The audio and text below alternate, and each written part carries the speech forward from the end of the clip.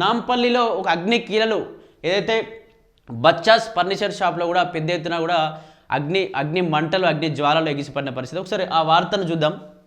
ఇక్కడ చూసుకోవచ్చు, నాంపల్లిలో అగ్ని కీలలు, బచ్చాస్ ఫర్నిచర్ షాప్లో భారీ అగ్ని ప్రమాదం, మంటల్లో చిక్కుకున్న 6 వ్యక్తులు, వారిని రక్షించేందుకు తీవ్రంగా శ్రమించిన ఫైర్ సిబ్బంది సజీవంగా ఉన్నారా అనే దానిపై నో క్లారిటీ. ఘటనపై మంత్రి పొన్నం ఆరా నేడు అధికార ప్రకటన. మంటలో చిక్కుకున్న 6 వ్యక్తులంట, వారిని రక్షించింది. ఇంకా లోపలే ఉన్నారా మంటలో, మరి సజీవ దహనం అయ్యారా, అసలు బయటికి వచ్చారా, లేకపోతే ఎక్కడన్నా దాచుకొని ఉన్నారా కూడా తెలియని పరిస్థితి. దీనికి సంబంధించి మంత్రి పొన్నం ఆరా తీసినట్టు కూడా తెలుస్తోంది.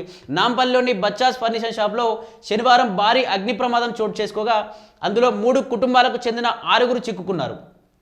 మంటలను అదుపులోకి తెచ్చిన వారిని రక్షించేందుకు ఫైర్ సిబ్బంది తీవ్రంగా శ్రమించారు. ఈ ఘటనపై మంత్రి పొన్నం ప్రభాకర్ ఆరా తీసి అధికారులను కీలక ఆదేశాలు ఇచ్చారు.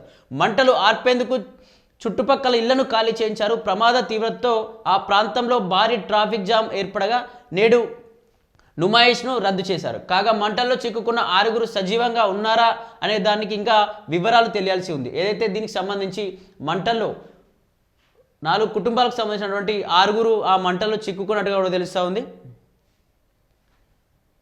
దీనికి సంబంధించి వాళ్ళు ఇంకా బతికే ఉన్నారా, అందులో అక్కడే చనిపోయారా, సజీవ దహనం అయ్యారా కూడా ఇంకా తెలియని పరిస్థితి. ఇంకా దానికి సంబంధించి రెస్క్యూ ఆపరేషన్ నడుస్తూనే ఉంది. అసలు లోపల ఇంకా 6 ఉన్నారా, ఇంకా ఎవరెవరు ఉన్నారో, అసలు లోపల ఏంటి పరిస్థితి, అసలు ఎందుకు అది అంటుకోవాల్సి వచ్చిందని చెప్పేసి ఆ పూర్తి విషయాలు అయితే అక్కడ ఆర్ఎస్ తెలుసుకుంటా ఉన్నారు. ఇక్కడ నాంపల్లి బచ్చాస్ ఫర్నిచర్ దుకాణంలో భారీ అగ్ని ప్రమాదం సంభవించింది.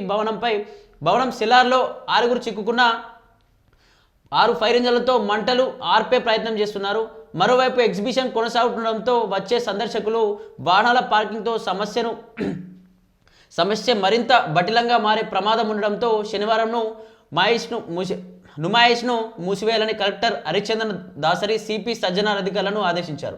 నాంపల్లి పరిసర ప్రాంతాలకు వచ్చే వాహనాలకు రూట్ మళ్లిస్తున్నారు. ప్రమాదం చోటు చేసుకున్న భవన సమీపంలో నివాసం ఉంటున్న వారిని కూడా ఖాళీ చేయించారు. ఏదైతే దీనికి సంబంధించి ఈ సమీప ప్రాంతంలో ఉన్నటువంటి ఒక ఎగ్జిబిషన్ కూడా జరుగుతూ ఉంది నాంపల్లిలో. ప్రతి ఇయర్ ఒక ఎగ్జిబిషన్ అనేది అదే పరిసర ప్రాంతాల్లో జరుగుతుంది. ఆ ఎగ్జిబిషన్కి వచ్చే వాళ్ళు కూడా ఈసారి ఇబ్బందులు పడుతూ ఉన్నారు. అక్కడ ఉన్నటువంటి ట్రాఫిక్ వల్ల ఎగ్జిబిషన్కి రాలేకపోతున్న ఎగ్జిబిషన్కి కూడా ఆటంకాలు కలుగుతూ ఉన్నాయి. అక్కడ ఎగ్జిబిషన్ దగ్గరికి వచ్చినటువంటి పార్కింగ్ దగ్గర కూడా బైక్స్ పెట్టుకోవడానికి లేకుండా అక్కడ ఉన్నటువంటి రూట్స్ అన్నింటినీ కూడా ట్రాఫిక్ జామ్ అవుతుందని చెప్పేసి రూట్స్ అన్నింటినీ కూడా వేరే సైడ్ కూడా మళ్లించిన పరిస్థితికి సంబంధించి సజ్జనార్ కావచ్చు, అక్కడ ఉన్నటువంటి సిపి ప్లస్ ఎస్పీలు ఏసీపీలు అందరూ కూడా వెళ్ళి సందర్శించిన పరిస్థితి. అసలు ఏం జరిగింది అని చెప్పేసి అక్కడ ఉన్నటువంటి ఏదైతే ఆ ఫర్నిచర్ షాప్ చుట్టుపక్కల ఉన్నటువంటి ఇండ్లన్నింటినీ కూడా అక్కడ నుండి ఖాళీ చేయించారు.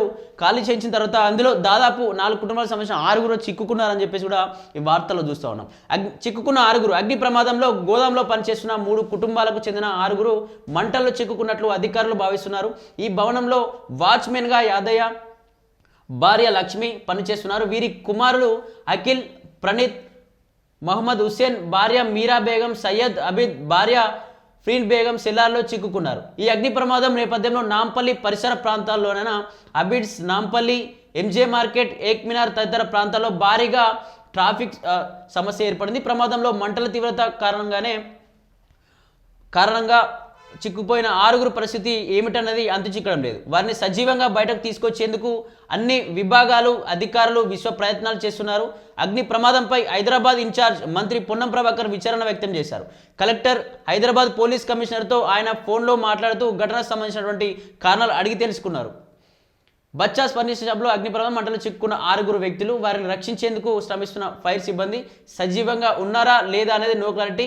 ఘటనపై మంత్రి పొన్నం ప్రభాకర్ ఆరా తీస్తున్నారు. అయితే దీనికి సంబంధించి 4 కుటుంబాలకు సంబంధించినటువంటి చిన్న పిల్లలు కూడా చూసుకోవచ్చు. అఖిల్ 7 సంవత్సరాలు, ప్రణీత్ 11 సంవత్సరాలు, ఇక్కడ మిగతా వాళ్ళు ముస్లిం సంబంధించిన వాళ్ళు ఉన్నారు. అలాగే వాచ్మెన్ యాదయ్య, తన భార్య లక్ష్మి, ఇక్కడ దాదాపు 6 కూడా అక్కడ లోపలే చిక్కుకుని ఉన్నారు. అసలు చనిపోయారా లేకపోతే బయటికి వెళ్ళిపోయారా ఏది కూడా తెలియని పరిస్థితి. దీనికి సంబంధించి అదే ఏరియాలో ఏదైతే ఆ బచ్చాస్ ఫర్నిచర్ షాప్ ఏరియాలో కూడా అక్కడ ఎగ్జిబిషన్ జరుగుతూ ఉంది. ఆ ఎగ్జిబిషన్ చుట్టుపక్కల ఉన్నటువంటి ఇండ్లను కావచ్చు, అలాగే ఈ బచ్చాస్ ఫర్నిచర్ షాప్ చుట్టుపక్కల ఉన్న ఇండ్లన్నిటి కూడా ఖాళీ చేసి అక్కడ రెస్క్యూ ఆపరేషన్ నడుస్తుంది. ఇంకా వెతుకులాట నడుస్తుంది. లోపల అసలు ఎంతమంది చనిపోయారు, ఈ ప్రమాదం ఏ విధంగా జరిగింది అని చెప్పేసి ఇటు ఏసీపీ కావచ్చు, సిపి సజ్జనార్ కావచ్చు, అలాగే పొన్నం ప్రభాకర్ కావచ్చు, అందరూ కూడా ఆరా తీస్తూ ఉన్నారు. చూడాలి అసలు ఎంతమంది చనిపోయే ప్రమాదం ఉంది, అసలు ఏ విధంగా ఎందుకు సంఘటన జరగాల్సి వచ్చింది, అంటుకోవడానికి గల కారణాలు ఏంటి అని చెప్పేసి ఒకసారి పూర్తి విషయాలు కూడా ఈరోజు తెలిసే అవకాశం ఉంది.